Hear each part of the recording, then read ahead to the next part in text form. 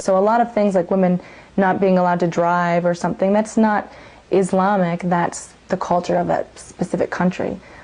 So, you know, it's really hard to look at things so openly and really research what the facts are of things when there's so many, you know, different prejudices. Everybody has prejudice, and there's so many different prejudices, so many different misconceptions, and, you know, that's one of the things, you know, and one of the points that the religion does make is that, you know, God sent every nation, God had sent a prophet to every nation to preach and say that, you know, there's only one God, you should worship this one God. So, you know, every different people, and, you know, people were sent to different nationalities and different, having this concept, and that there are some that, you know, prophets that we don't know of, some prophets that we do know of, and some of them had books. Like we believe, you know, Moses had a book, Abraham had the book, you know, David had a book, Song of Solomon's, and, you know, we believe over time that, you know, people have changed their religion, and the original documentation is lost, and that it's not in the same form and in the same practice that it was originally. And the reason why, you know, that the need to keep on sending prophets and to keep on sending, you know, books of guidance would be because man had changed, added his own word into, made alterations for culture, for, you know, something.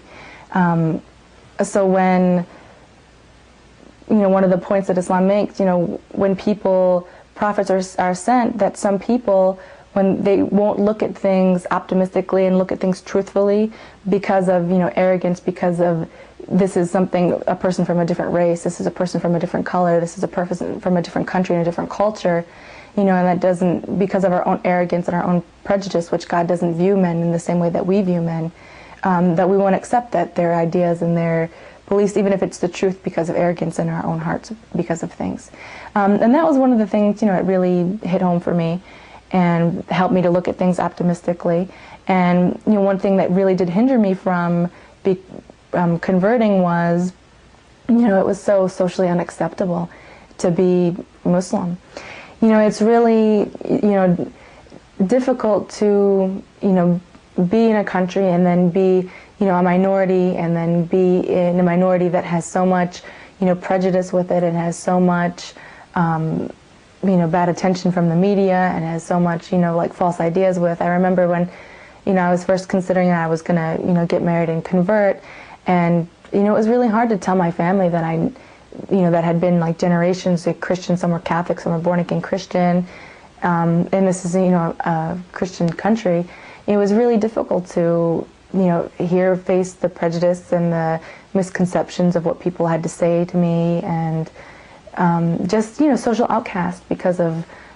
you know, religious beliefs and knowing the difference. So it was a really big sacrifice, you know, to go against what the norm of the culture is. It's really, you know, wearing, you know, covering and doing, you know, practicing this religion, you get a lot of prejudice, and I think that's really something that hinders a lot of people from researching and accepting, is the misconceptions and the way other people socially you'll be perceived, and because you do make a lot of sacrifices and you have to face a lot of prejudice. You know, when I had originally started telling my family, especially my grandparents, they were very old, they're 75, and they've been Catholic all their lives, and their great-great-grandparents have been Catholic, and you know, I told them, and, you know, it really scared them, and they really, you know, were praying for me, they felt bad for me. You know, that's a lot of misconceptions, and it's really hard to, once you believe that this is the truth, and that's what really prevents people from really researching and looking at things optimistically. There's so much prejudice you face, and there's so much misconceptions. You know, and then I had ended up, you know, getting married, and, you know, started practicing the religion. I went over to visit my husband's family, and, you know, I was trying not to be, you know, prejudiced, and trying not to, you know, be nervous, but I was nervous because of so many different